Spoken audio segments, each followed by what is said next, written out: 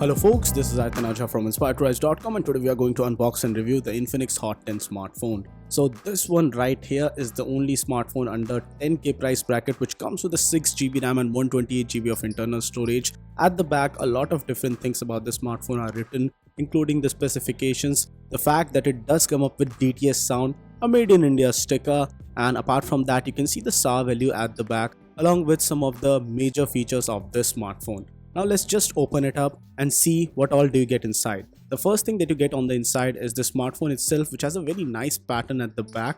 Along with that you get the micro USB cable, a normal standard 5V 2A charger on the inside, along with the documentation for this one and a lot of different things like the warranty card, etc. You also get the SIM tray ejector tool on the inside, along with the TPU cover and the screen protector for this one, which is sadly not pre-installed, so you have to put in some time and effort in order to install it. If we talk about the build and design for this smartphone, at the back there is a quad camera setup along with the fingerprint sensor, the Infinix branding, and this device weighs around 195 grams and has a glass front, plastic back and a plastic frame. On the left hand side you get the SIM tray slot for this one, which houses a dedicated micro SD card slot, and this one comes with the HD plus display. At the bottom there's the 3.5mm jack, micro USB port along with the speaker grill for this one and the microphone.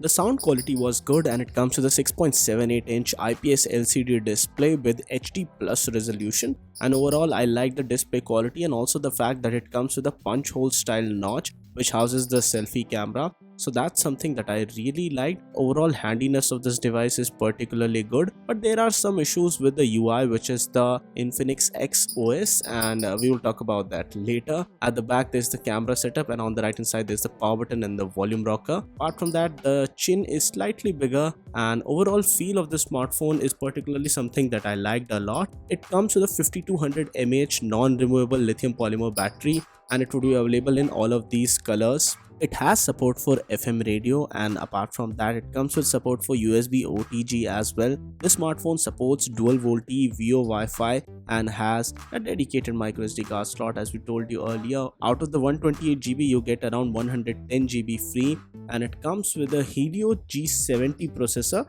which is a good processor in this price segment, and the read-write storage speed is around 300 megabytes plus. At just 8.9mm, the device is also really thin to hold, so that's something that I particularly liked. But if I talk about the software experience, there was a lot of bloatware pre-installed on this smartphone, a lot of ads, a lot of notifications, etc., and that was something which I really didn't like. Though it can be removed, but the normal average user might not be able to remove all of these that easily, so that's something that you have to keep in mind. Apart from that, the performance in terms of the Antutu benchmark scores, etc., is also top notch, and if you're going to watch YouTube on this one, the max you can get is 720p video quality. Now if we talk about gaming, you can play PUBG on this one on smooth and ultra gameplay settings, and the gameplay was enjoyable, and you can play Call of Duty on low and high settings. Apart from that, Asphalt was also playable on this smartphone, but you have to switch to the performance mode in order to get no hiccups and good FPS, so that's something that you have to keep in mind. But apart from that,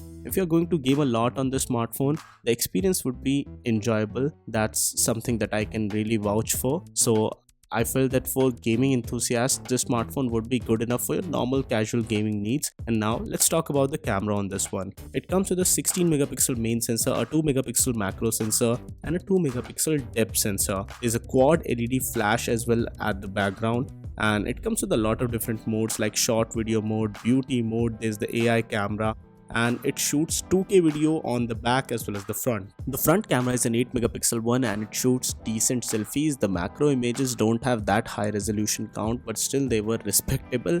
If I talk about the back camera quality, I liked it, but it was missing some of the sharpness that I saw on few of Infinix earlier offerings. So that's something that I would say is one of the issues that I found with the camera. But apart from that, considering the price segment in which the smartphone would retail, the camera was good enough. And there's also the dual LED flash in the front, which makes for really great low light selfies if you are in very low light conditions. So the dual selfie flashlight would come in handy when you are trying to take good selfies in extremely low light conditions. And apart from that, I found that for the particular price segment in which this device retails, the camera does a good enough job, and it's not something really stellar or something with really high dynamic range, but still good enough for your normal day-to-day usage. And you can also record 2K video with this one, but the stabilization on that 2K video won't be that impressive.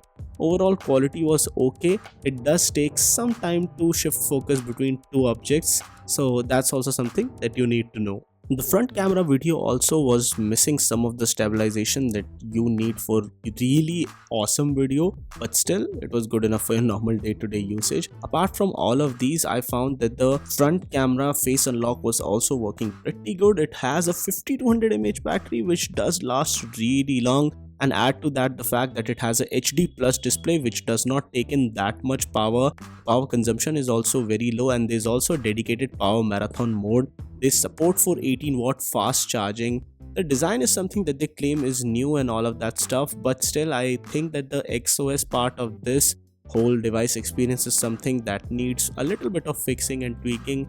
They need to dial down the ads a little bit, maybe work more towards removing all of those notification based ads.